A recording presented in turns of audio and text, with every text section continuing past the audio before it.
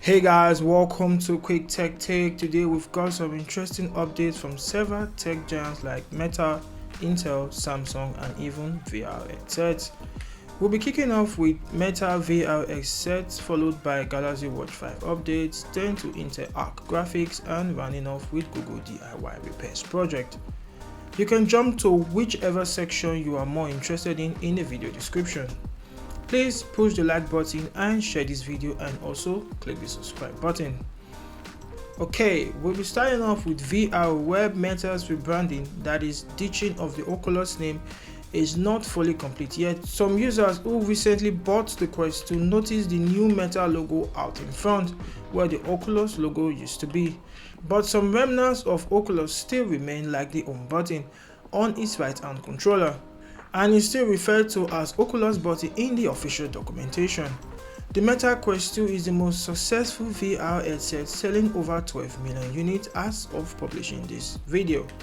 Okay, now to some VR rumors and leaks. Project Cambria is the next Oculus headset that's coming out. Meta headset that's coming out. Well, there has been some leaked render photos and features that have been leaked. I'm going to get right into it. So there's so much detail about this particular leak that I'm going to try to cover it and make it as short as possible. And of course, I'll link an article in the video description so you can read more on that. Well, the leak render shows a translucent front housing 6 cameras on sensors to help with full color mixed reality. The new cameras and sensors are much bigger than the 4 small ones available on the Quest 2. Cambria is not expected to be any different from the Quest 2, as it uses the same chip as the Quest 2. So likely no upgrade in performance. Lens quality has been improved too, so that's a plus, from 2160 by 2160 at 90 Hz per eye, and utilizing mini LEDs for better contrast and deeper blacks. The big takeaway is that you won't have to trip over your couch or step on your pets while in VR. Well, if you commit a crime in VR, it's still a crime in real life. Okay, now not only Apple can have Pro models, heck, they don't even have an Apple Watch Pro yet. Rumor has it that Samsung is planning a Galaxy Watch 5 Pro that has one thing up its sleeve, or I should say in its belly, a massive battery at 572 mAh, bearing the model number of SM0925. While the regular Watch 5 is rumored to have modest gains in battery capacity, Samsung is clearly gunning for a 2 to 3 day battery life for its Pro watch, assuming the watch actually makes it to production, that is. Now taking a dive into Intel, as its CEO Pat Gelsinger stopped by at TSMC to discuss increased production capacity for sub 7 nanometer chips, talking about 6, 5, 4 and 3 nanometers. It's no news now that Intel is outsourcing some of its chips production to TSMC, and Intel also hopes to catch up to TSMC and hopefully regain leadership of chip manufacturing technology by 2025, which is according to Intel's roadmap.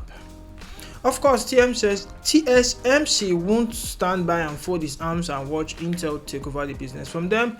But while I hope Intel gets back on track, and at the very least to be good for the industry and great for the consumers, that's me and you.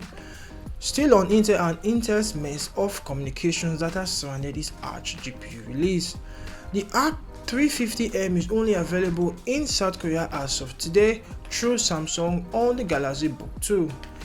And we have some benchmark results that might leave you quite confused or stunned, depends on how you feel about it. The A350M can be configured between 25 to 35 watts, and Samsung has decided to peg its own at 30 watts. So, as you can see in the results, the A350M is about 14 and 22% slower than the GTX 1650 in time span and Firestrike respectively. The A350 does manage to beat out Nvidia's entry-level graphics, the MX450, with a 17% margin, which also matches the additional power draw that the Arc card demands. This might indicate that Archimist cards have the same efficiency as Nvidia's MX.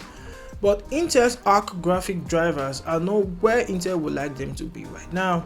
And the positive is that the performance can only improve or get better. Google has announced a partnership with iFixit to offer professional DIY to its consumers. Samsung announced a similar partnership with iFixit for select numbers of its smartphones. But unlike Samsung, Google is supporting its earlier devices like the Pixel 2 up to current offerings like the Pixel 6.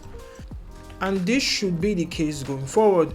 Both companies are citing a reduced environmental impact and so on, talking about Google and Samsung. But at the very least, older devices can be given a new lease on life, and this is if the parts needed to service the older devices are not too expensive. Customers will be able to purchase parts or get it as part of an iFixit kit. Customers can purchase displays, batteries, cameras, and probably whatever they put on sale for the devices. So wow, that's it guys. Thanks for watching this video. Don't forget to like, share and subscribe, and we'll see you in our next video. And don't forget to have a wonderful day.